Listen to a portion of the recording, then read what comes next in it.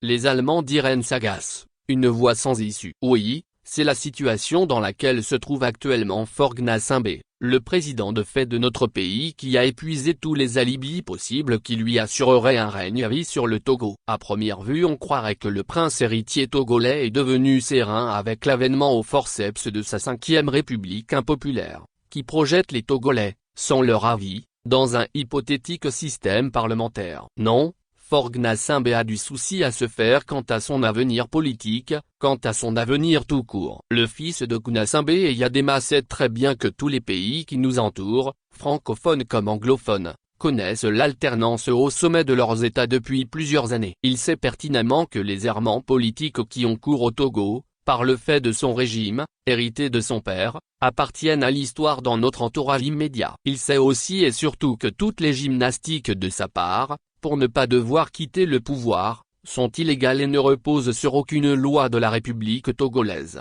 Faure Gnassingbé et son entourage immédiat savent qu'ils sont une vilaine exception dans la sous-région, mais s'accrochent au pouvoir, à leurs privilèges et ne veulent pas que les choses changent. De l'autre côté, le peuple togolais et son opposition, même réduite en peau de chagrin, résistent et se battent pour que le pouvoir politique au Togo cesse d'être l'occasion où le plus fort écrase le plus faible, comme c'est le cas actuellement. Oui, la persécution tous azimuts dont sont victimes les populations et les leaders de l'opposition togolaise est bien réelle. Le calvaire des réfugiés politiques, dont beaucoup sont déjà morts en exil, l'angoisse des prisonniers politiques, dont bon nombre ont quitté ce monde en détention, les acharnements quotidiens sur beaucoup de citoyens, taxés d'opposants, voilà le lot des persécutions, des violations des droits de l'homme, doublées d'une totale impunité pour les auteurs, dont l'écho a depuis longtemps traversé nos frontières. Et un régime de dictature comme celui que nous subissons au Togo, depuis plus d'un demi-siècle, ne doit sa longévité qu'à des complicités extérieures et surtout intérieures.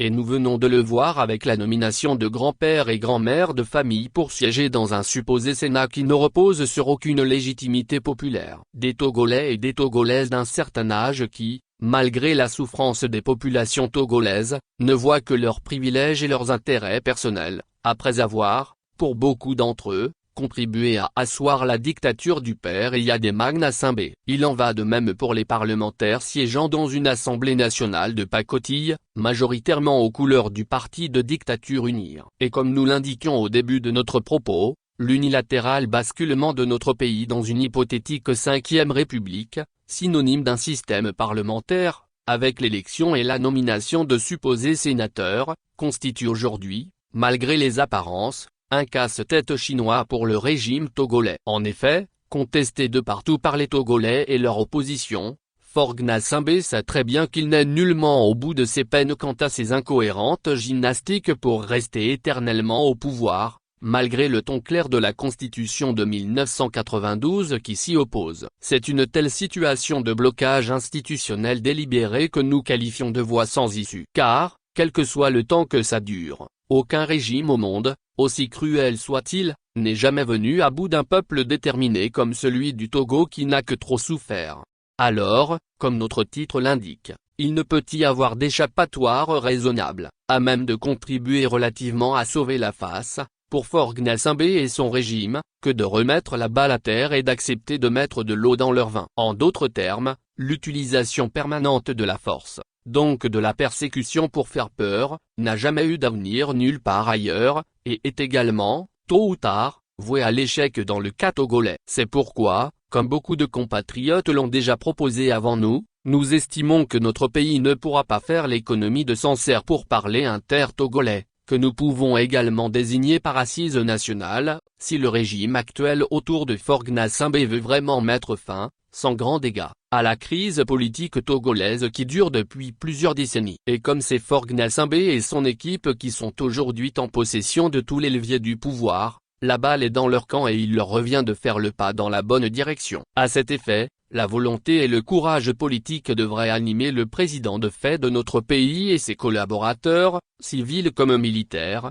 pour commencer à adopter un comportement qui faciliterait une amnistie générale, avec pour conséquence le retour des réfugiés et la libération des prisonniers politiques. Voilà les conditions qui permettraient que les Togolais de tous horizons cessent enfin de se regarder en chiens de faïence pour se faire confiance.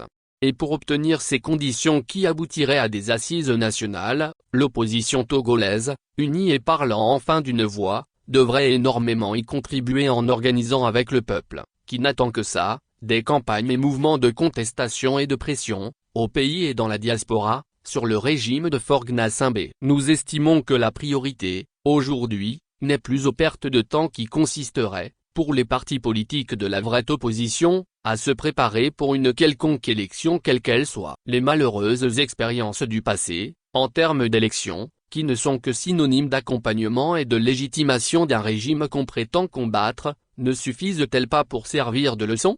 Samari Tchadjobo Allemagne. Actualité Opinion politique Togo.